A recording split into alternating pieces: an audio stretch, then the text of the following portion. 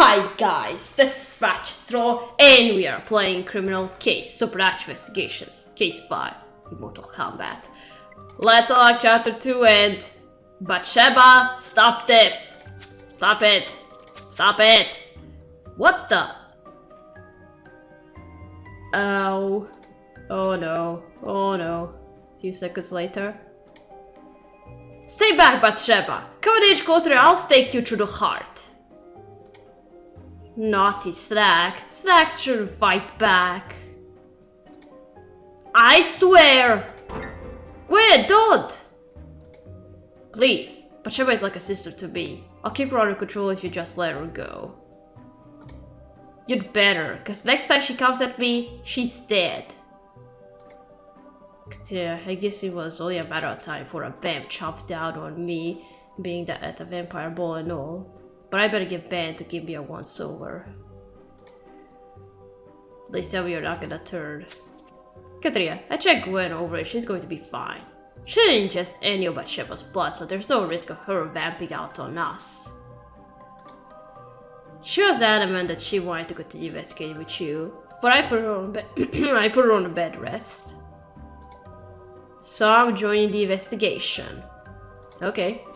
Dr. Actis was a legendary vampire of all time, Katrina. And I know that she has come to respect him, so solving his murder is my chance to prove to him that I deserve my spot on the team. So I suggest we search Dr. Actis' bedroom to learn more about him. Oh my god, I can't...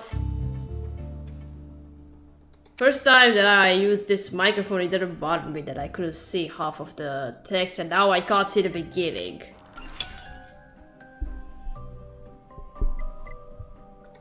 Oh dear.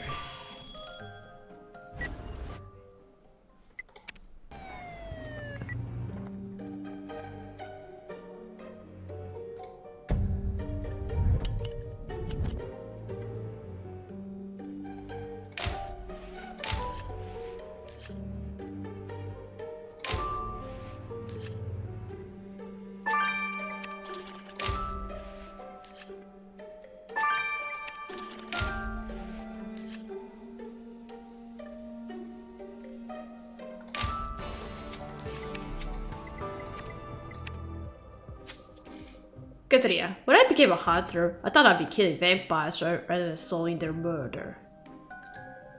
But we must find Dr. Actis' killer if we have to discover who's behind this invisibility plot. Anyway, I learned just recently that mirrors sometimes retain a mystical impression of the last event which occurred in front of them. Crazy, right? Dude, why do you even have a mirror? You can't see your reflection. Can you put that broken one back together? Let's search through that trash while we're here. Okay.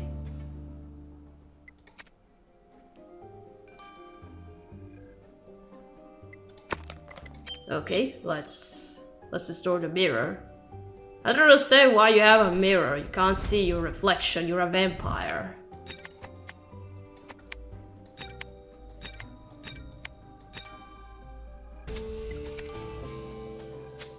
So, I don't actually know how this memory retaining mirror thing works, Katrina, but hopefully Felix will. Okay.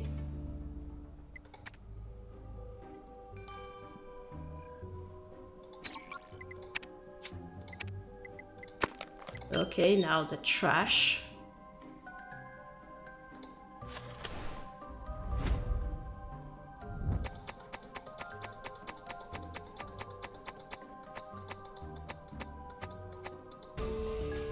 Oh, wine? Katria, how did a full bottle of wine end up in the trash? He has a note on it. Happy Death Day, Dr. Actis. And it's signed by someone called Eric. Oh. Alright, he's the last sick puppy you discovered was a vampire. But how would Dr. Actis have thrown Eric's gift in the trash, Katrina? Let's ask him. Yeah, what for?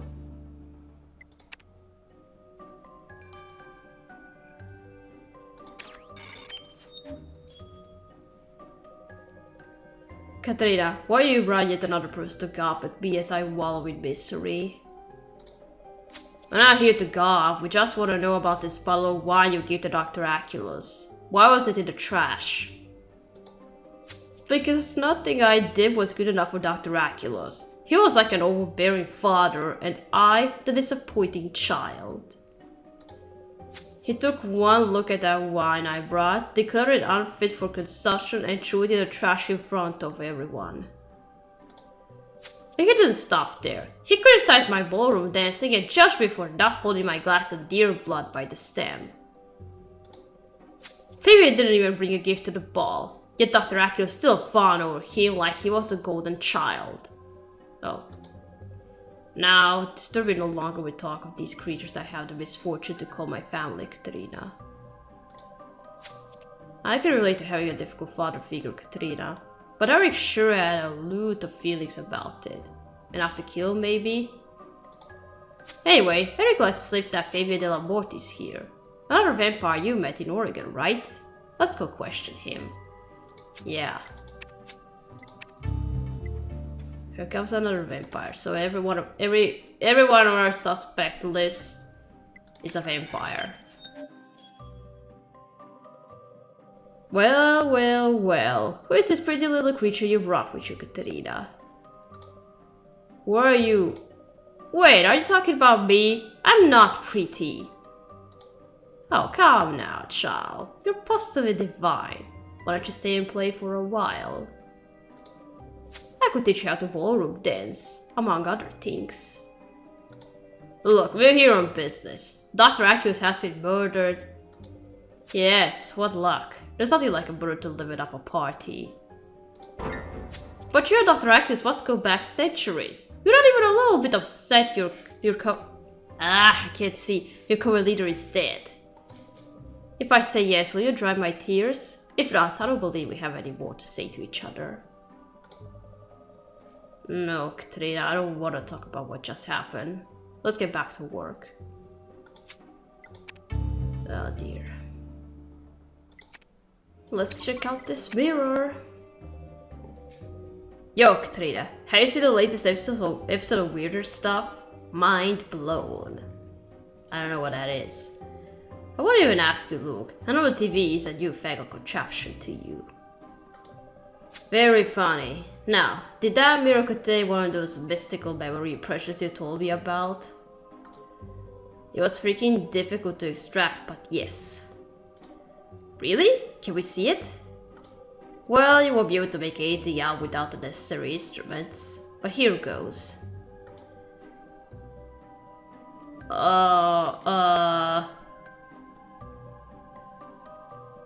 And? Is that it? I couldn't see a thing. Told ya. So here's a lowdown. Shortly before Dr. Aculus was dead, Pierce visited his room.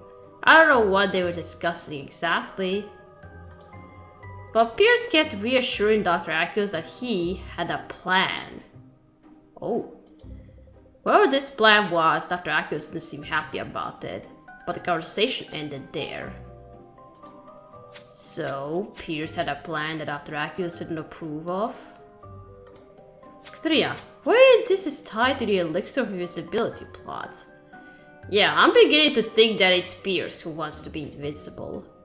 I know Gwen has a soft spot for Pierce, but I don't trust him. Let's ask you just what this plan of his was. Yeah.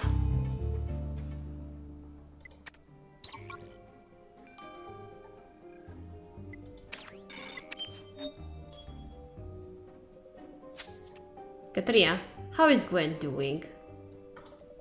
I don't know if that's any of your business, given that it was one of yours who bit her. Look, I'm sorry for what Bathsheba did, but I never let Gwen come to serious harm. Do you really have feelings for Gwen, or were you just faking them to spy on the team? Was it you who stole that flower from us? Still one of your flowers? Hey, I don't know what planet you're on, but if I wanted flowers, I'd just pilfer them from my grave like everybody else does. There was a plan you told Dr. Aculus about. Oh, that. Well, if you must know, I was telling Dr. Aculus about my plan to seduce Gwen at the ball. I had it all thought out. I'd have a bread made to remove the smell of deer blood from my bread, then I'd sweep her off her feet with a well-rehearsed ballroom routine. But Dr. Acus didn't approve, started droning on about it being an ill-fated romance. He always was a stick in the mud. Let's hope that's all it was. And speaking of dancing, we need to take another look around the ballroom, Katerina. And we still haven't found his head. Where is it? Is this where we are going to find it?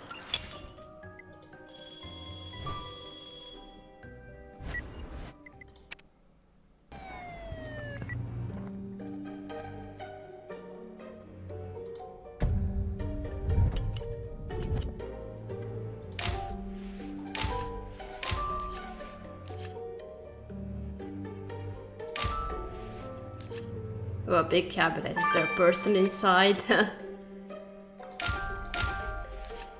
And a map.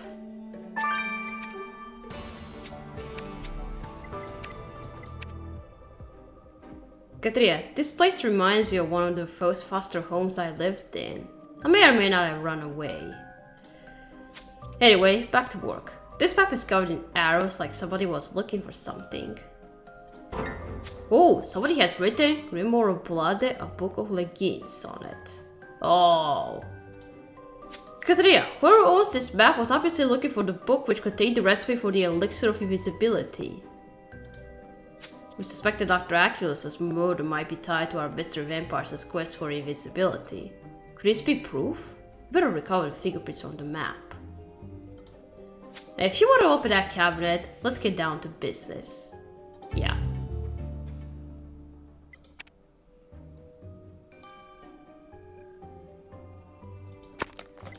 Alright, let's look at the map first.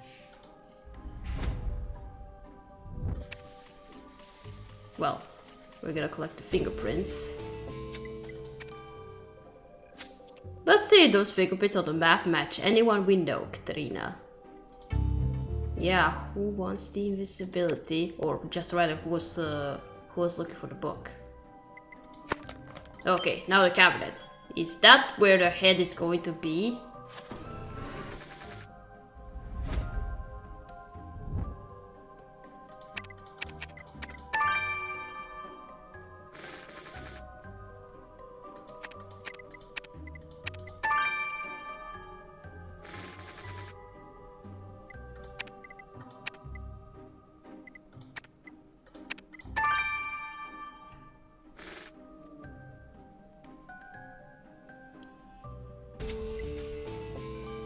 Oh, not the head, but I think we found a murder weapon. Whoa, that's quite a weapons collection Dr. Actos had in that cabinet, Katerina. Look, that sword inside has blood dripping from it. Ben said that Dr. Actos was beheaded with a sword. Let's get to Priya to see if this is it. It's gotta be.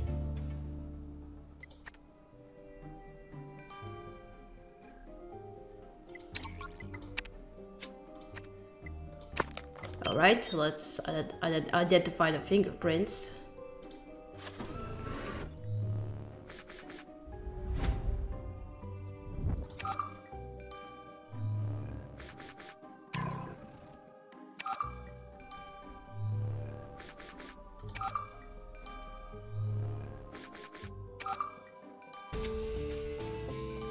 Oh, look who comes. These fingerprints on the map belong to one Roxanne Vega. Did you meet her while investigating Lucy Winters' murder, Katerina? Yeah, she has a pet bat. Right, she's the one with the bat who was peddling party drugs. You had your suspicions that she was a vampire, and I guess this confirms it. Let's go question Roxanne. I knew she was a vampire as soon as I saw that she has a bat as a pet.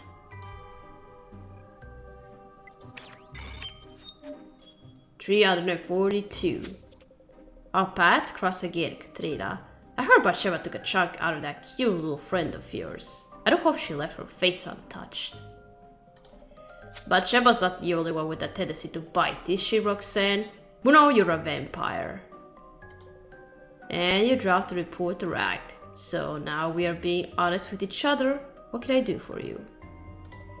We found your map. We know you're looking for the recipe to the elixir of invisibility. Katria, do you know how many centuries it's been since I've seen the sun? Of course I was looking for the recipe. But I scoured the country from top to bottom and it's nowhere to be found. It's hard to find an competent ballroom dancing partner. And what about Dr. Aculus's murder? Do you know anything about that? Afraid not, but I have no doubt your precious little things will find his killer. Okay. Is this sword the murder weapon? Katria, I've just been to check on Gwen. She's putting on a brave face, but it's a stark reminder of how dangerous our profession is. It could have been much worse. She could have been bitten by a werewolf. I know what you meant. One werewolf bite and you're turned. You don't need to remind me. Anyway, I'm sure you want to hear about that sword you sent me. The blood was Dr. Aculus's, which means you got your murder weapon. And what's more, I found traces of a moisturizer called Eternal Youth on the sword. But vampires are eternal. Why the heck would they need a moisturizer? Even vampires need a little help to stay looking their best look. But since Dr. Aculus's body didn't show any traces of moisturizer, it must account for your killer. Well, I personally can't wait to look older. But now we know our killer uses Eternal Youth moisturizer. That'll narrow down the suspect list. Okay.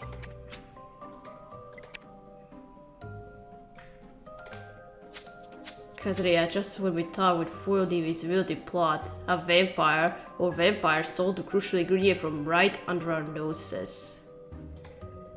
Meanwhile, Dr. Aculus was found beheaded at his death day party. Could one of his vampire party guests have an itch to walk in the sun? We found proof that Roxanne Vega was actually looking for the elixir recipe. She denied ever finding it, but the evidence will speak for itself. And then there's Pierce and his plan. Was it about seducing Gwen, like he claims? Or was he looking for the elixir too? Either way, Dr. Aculus wasn't happy about it. Eric, meanwhile, was sick of the preferential treatment Dr. Aculus gave his so-called siblings. He could have felt like the black sheep of the family. As for that creep, Fabian de la Morte, I don't even want to talk about... Katrina? Oh, what are you two doing here? What are you guys doing here? Oh, you found a head. I was wondering where it was. We found Dr. Aculus's head. And I thought we were going to find it in the last crime scene. But alright, it's here. Alright, we gotta stop here. We gotta continue playing chapter 3. So, thank you for watching. Don't forget to leave a like to this video, and I'll see you again. Goodbye!